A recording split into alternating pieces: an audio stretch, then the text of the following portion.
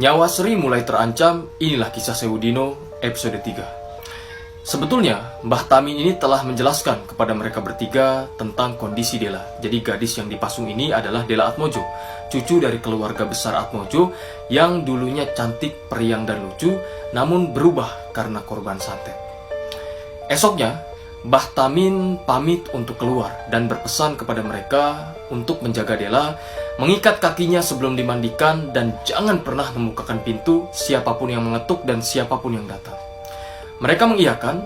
Mbah Tamin kemudian pergi, dan di malam harinya, Erna yang bertugas untuk memandikan Dela ini tiba-tiba sakit dan meminta Sri untuk menggantikannya. Jadi besok malam si Erna yang gantiin Sri. Diiyakanlah permintaan Erna.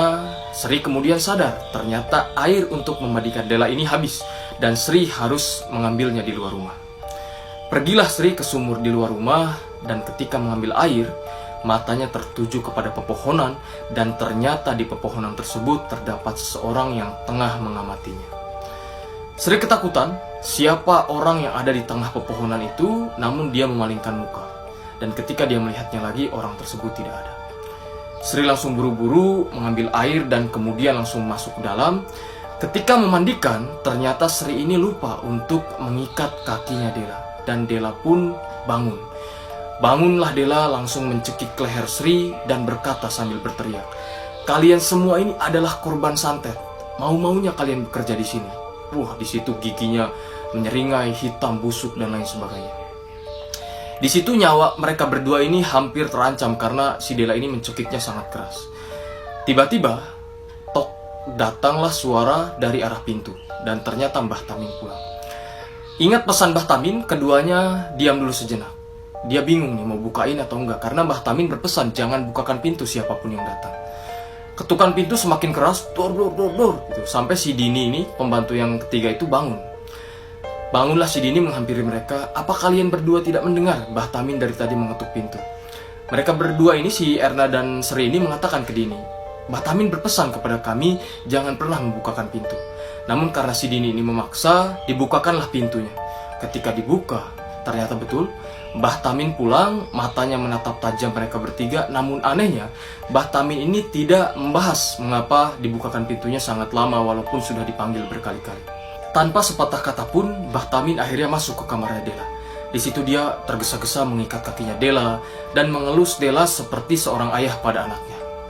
Setelahnya, Mbah Tamin kemudian keluar lagi. Di situ, kemudian si Erna bertanya kepada Mbah Tamin, "Mbah, sebetulnya apa yang terjadi? Kenapa Dela seperti ingin membunuh kami berdua?" Mbah Tamin tidak menjawab dengan jawaban yang jelas. Mbah Tamin hanya membalas dengan perkataan, "Kalian terlalu awam untuk mengetahui semuanya. Sudah, lupakan saja, asal jangan diulangi kesalahan yang tadi." Kemudian Mbah Tamin masuk ke kamarnya, ditutuplah kamar itu, tidur. Akhirnya mereka bertiga semuanya udah tidur lah.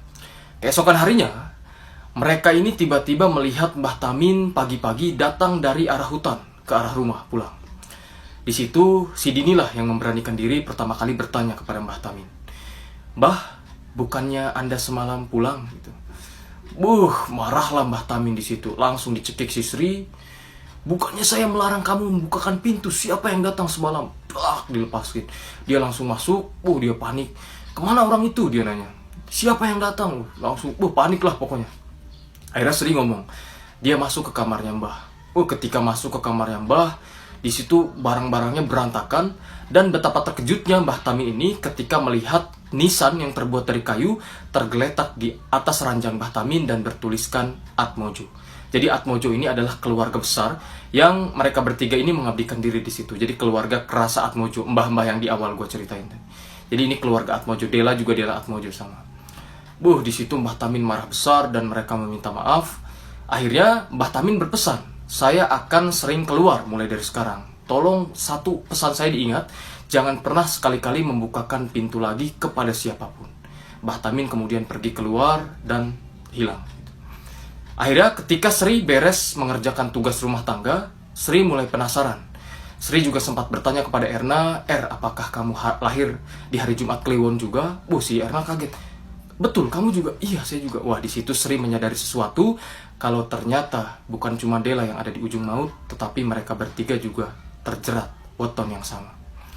Sri akhirnya secara diam-diam masuk ke kamar Mbah Tamin dan mencari tahu sesuatu gitu. Dia secara lancang ya dia ke kamar Mbah Tamin. Ternyata tidak ada apa-apa, tapi matanya tertuju kepada meja kayu yang usang. Di sana ada laci, dan ketika dibuka lacinya,